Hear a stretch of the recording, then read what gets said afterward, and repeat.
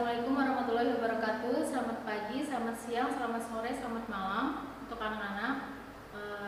Kita ketemu lagi masih dengan materi pokok pembahasan menjalankan usaha. Menghitung rasio menjalankan usaha, materinya mengelola proses produksi. Pertama ada pengertian produksi. Produksi adalah suatu upaya atau kegiatan untuk mengubah nilai pada suatu barang. Untuk melaksanakan kegiatan produksi, tentu saja perlu dibuat suatu perencanaan yang menyangkut apa yang akan diproduksi, beberapa anggarannya, dan bagaimana pengendalian dan pengawasannya. Next, kedua ada faktor-faktor produksi. Faktor-faktor produksi yang pertama ada man, orang atau tenaga kerja. Yang kedua ada money, yaitu uang atau dana. Yang ketiga ada material, yaitu bahan-bahan. Yang keempat ada method, yaitu metode. Berikutnya ada gambar kegiatan produksi, bisa dilihat. Yang pertama ada faktor-faktor produksi.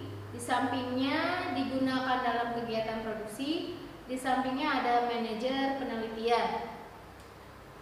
Berikutnya lagi ada jenis-jenis proses produksi. Jenis-jenis proses produksi ada dua, yaitu proses produksi terus-menerus.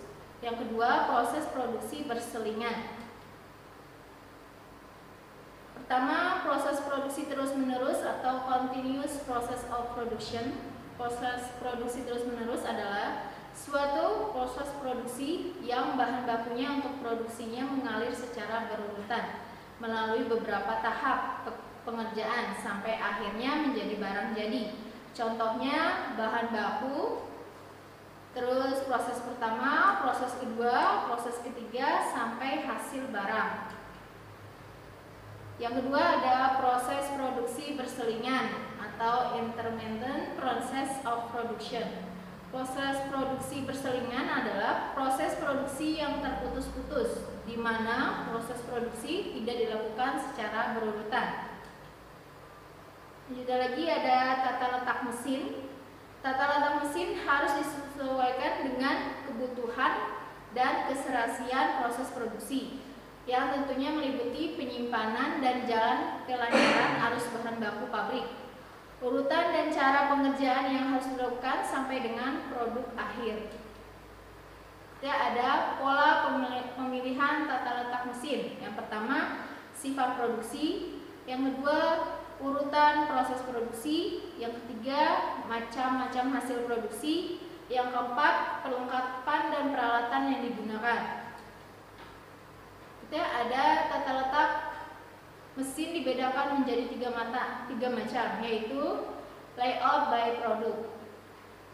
Mesin yang diatur menurut urutan yang dikehendaki proses produksi. Yang kedua, layout by process, yaitu mesin diletakkan menurut fungsinya ke dalam grup atau bagian, contohnya mesin potong atau mesin bubut.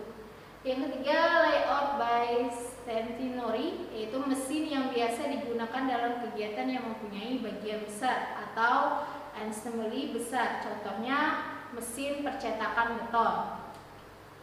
Berikutnya ada 6 sifat produk. Ada 4 macam, yaitu produk satuan, yaitu pembuatan suatu barang yang dibuat secara khusus, biasanya ditunjukkan untuk kepentingan perseorangan karena pesanan atau pihak produsen sengaja membuat khusus, contohnya batik. Kedua ada produk massa, yaitu pembuatan barang dalam jumlah partai besar, biasanya diproduksi untuk kepentingan umum atau orang banyak. Yang ketiga, produk seri, yaitu produksi satuan atau massa.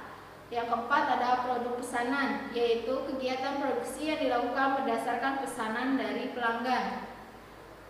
Oke, di sini ada tugas yang kelima, yaitu bisa dilihat di sebelah kanan Ibu, bisa dikirim via email atau via WhatsApp. Sekian dulu materi dari Ibu. Assalamualaikum warahmatullahi wabarakatuh.